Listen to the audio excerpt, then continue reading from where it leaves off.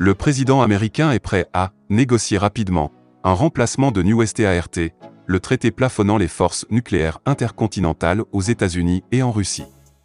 Le président américain Joe Biden a appelé ce lundi la Russie et la Chine à entamer des pourparlers sur le contrôle des armements nucléaires.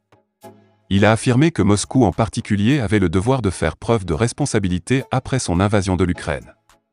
Dans un communiqué, le démocrate a réitéré que son administration était prête à négocier rapidement un remplacement de New START, le traité plafonnant les forces nucléaires intercontinentales aux États-Unis et en Russie, qui doit expirer en 2026. La Russie devrait démontrer qu'elle est prête à reprendre le travail sur le contrôle des armements nucléaires, a-t-il dit.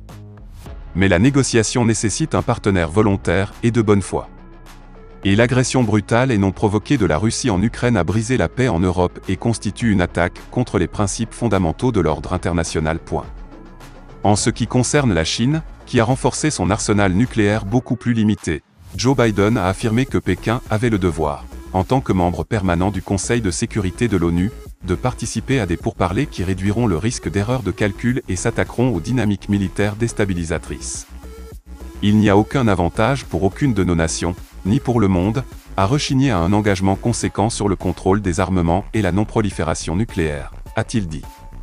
Il a affirmé que les superpuissances nucléaires, la Russie et les États-Unis en particulier, avaient la responsabilité de donner le ton pour garantir la viabilité du traité de non-prolifération nucléaire, TNP, qui vise à empêcher la propagation de la technologie des armes nucléaires dans le monde. La santé du TNP a toujours reposé sur des limites d'armement significatives et réciproques entre les États-Unis et la Fédération de Russie. Même au plus fort de la guerre froide, les États-Unis et l'Union soviétique ont pu travailler ensemble pour défendre notre responsabilité partagée d'assurer la stabilité stratégique, a-t-il ajouté. Le monde peut être confiant dans le fait que mon administration continuera à soutenir le TNP et cherchera à renforcer l'architecture de non-prolifération qui protège les gens partout, dans le monde, a-t-il dit.